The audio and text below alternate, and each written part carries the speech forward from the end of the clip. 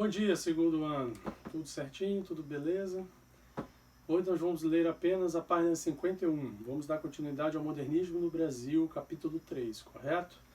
Então vamos lá, página 51 apenas. Vamos falar sobre o nosso ilustríssimo Cândido Portinari, né? O nosso pós-semana de 22. Cândido Portinari, ele nasceu na cidade de Brodowski, em São Paulo, 29 de dezembro de 1903, e morreu no Rio de Janeiro em 6 de fevereiro de 1962. Ele morreu aos 58 anos, é isso? Eu acho que é isso. Então, vamos lá. Em suas obras, o artista conseguia retratar as questões sociais sem desagradar ao governo de sua época. Então vamos botar aí na década de 40, né? Vocês sabem muito bem quem estava naquela época ali, correto? O pai dos pobres.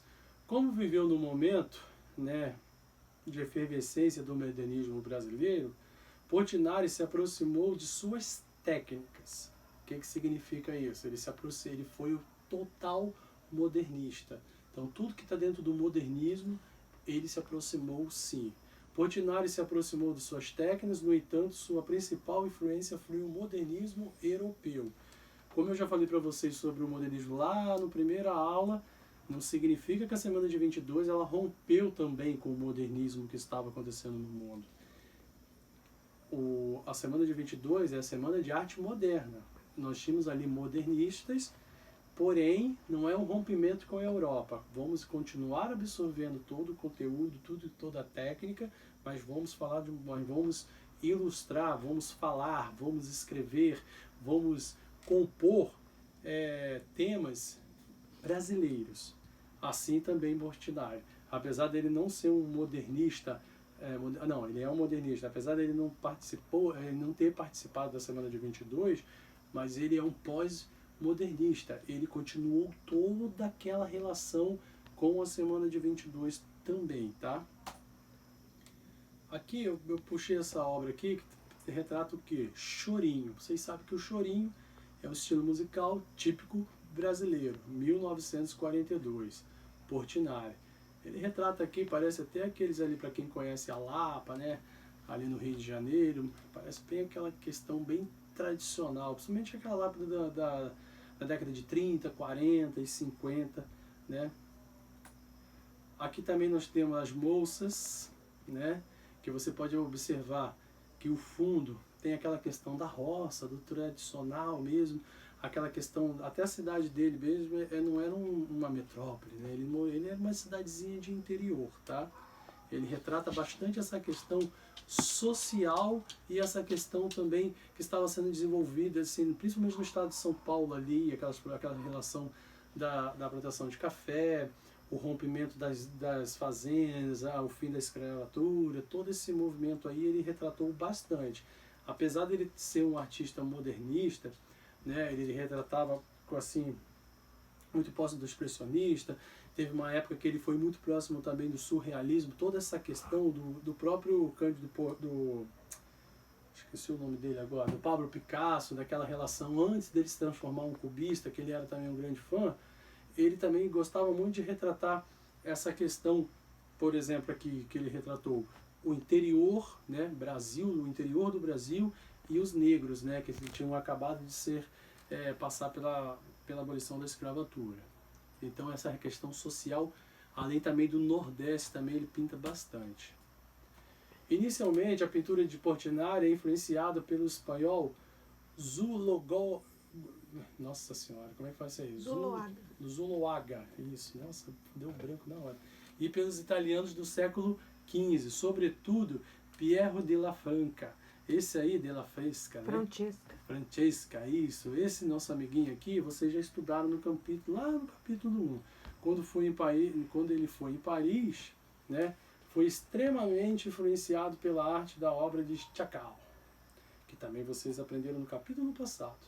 Em 1931, Portinari fez uma exposição na qual apresentava seus trabalhos fortemente influenciados pelo movimento muralista mexicano. Quando você para estudar, lá na época do 8º ano, quando você estudou sobre muralismo mexicano, os antecessores de quem?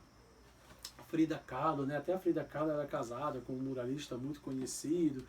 Então ele não tava, ele também revelava o quê? Uma tendência da simplificação. Essas influências fez de sua pintura um importante instrumento de denúncia social, como eu acabei de falar para vocês aqui na pintura anterior. O interior, aquele povo está lá quietinho no interior, eles têm a necessidade de sair da roça, né? Como ele mesmo gostava de falar. No caso do interior de São Paulo, nem tanto, mas o pessoal que estava, por exemplo, no Nordeste, né, os retirantes, tinham que vir. Então ele trabalhava toda essa questão social no Brasil. Aqui, a descoberta da Terra, em 1941, parece até um navio negreiro, mas ao mesmo tempo tem ali os marinheiros, tem a população, sempre esse ser aqui de azul, ó.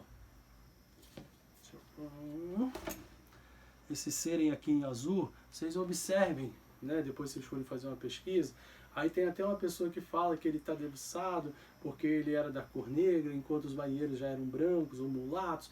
Aí ele sempre estava puxando esse debate, né? Isso já na década de 40 ele já estava sempre transformando isso, mas sempre numa questão social, não é aquela questão, sabe, chata do mimimi, aquelas coisas, não, ele estava sempre fazendo uma denúncia séria e assim, ele estava vivenciando o que realmente acontecia no nosso país, e acontece até hoje, infelizmente. O artista buscou inspiração nas secas do Nordeste, como eu acabei de falar, além do interior de São Paulo, e a dura realidade das famílias nordestinas, os retirantes, né, acentuando o sofrimento. Vale a pena lembrar que, assim, tem muitas pessoas que fecham os olhos para isso, mas essa questão dos retirantes acontece até hoje, tá? Infelizmente acontece até hoje. E ainda continuam pessoas morrendo, né, do caminho, de lá para cá. É uma coisa meio que tradicional no Brasil, né? Criança Morta, de 1944, é uma família de retirantes que no meio do caminho a criança não aguenta, simplesmente ela não aguenta e vem a falecer. E se você observar, tá ali pai, mãe, uma irmã mais velha, uma irmã, né? Tá aí com uma família inteira. Isso ele retratou em 1944, né? Vale a pena lembrar que isso daqui estava dando início início não, né?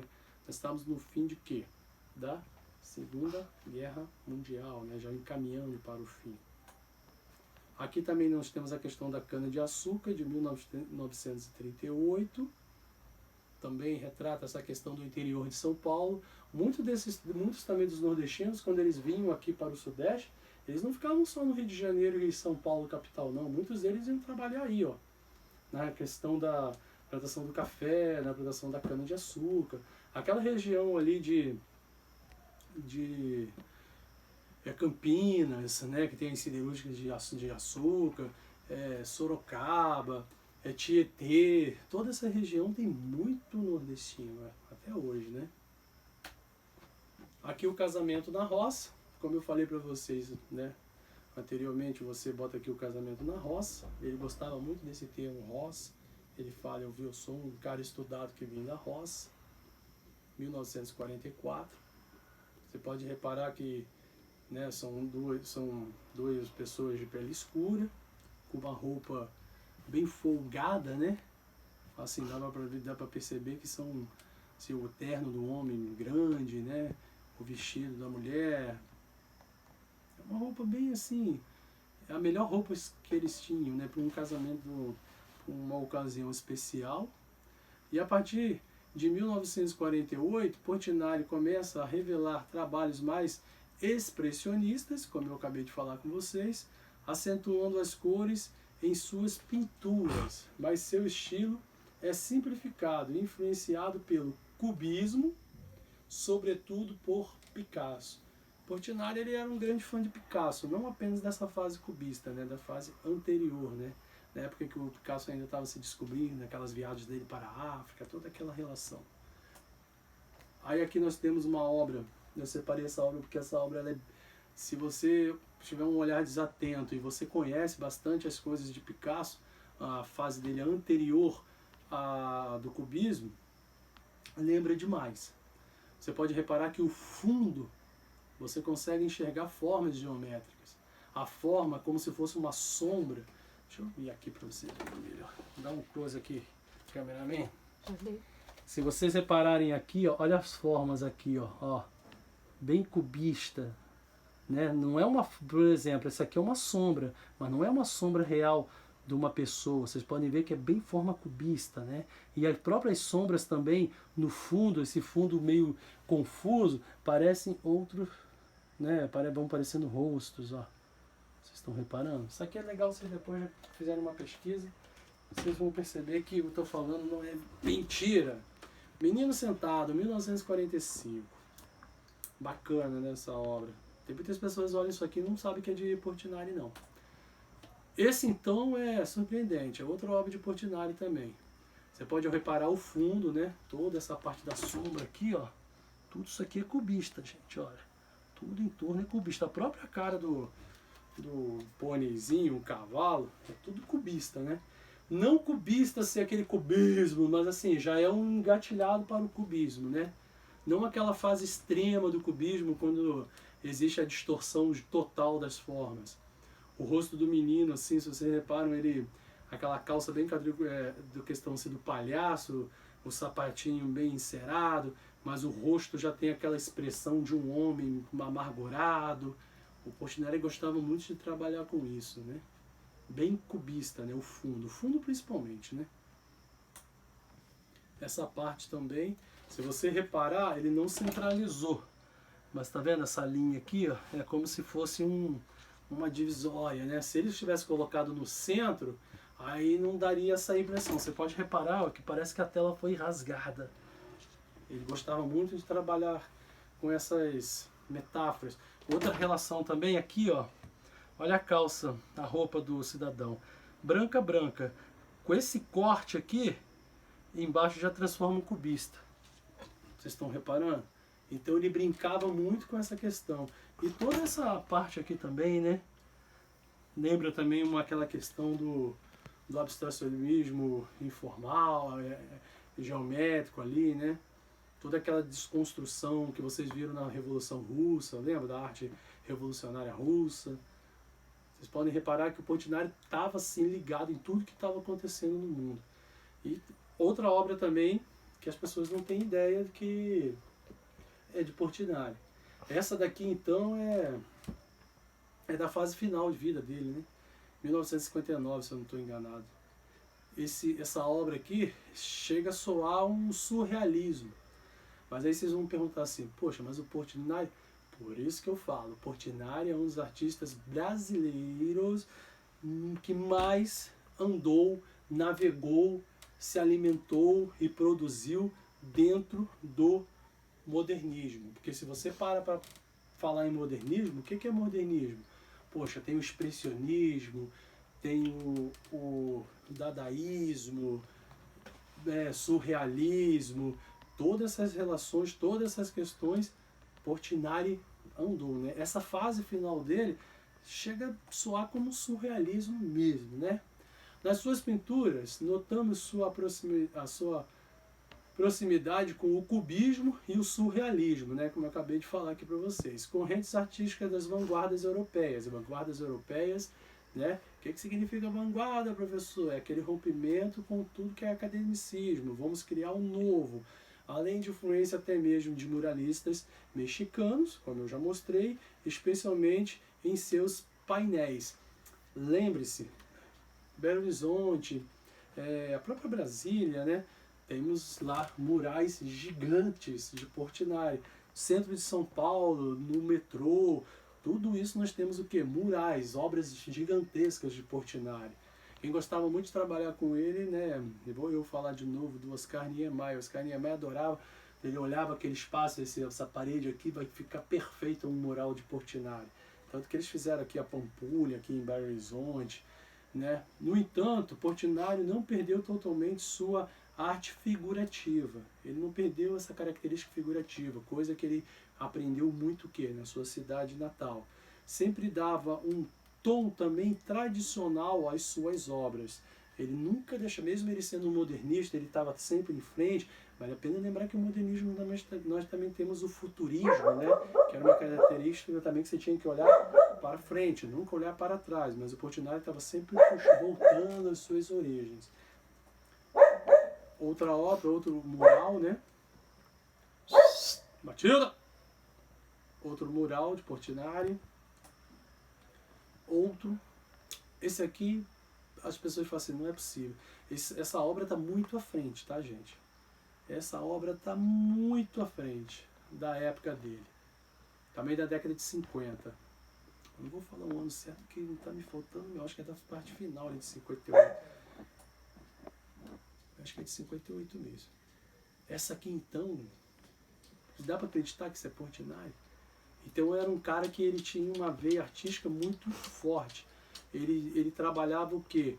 O tempo todo ele tinha necessidade de estar se reinventando, né? O senso crítico e aquela questão mesmo de autocrítica, né? Ele era muito assim inquieto, ok? Isso aqui não parece Portinari, olha bem, não dá. Se você começa a voltar, por exemplo, essa aqui, ó, tá à frente, você olha isso aqui é uma arte totalmente contemporânea.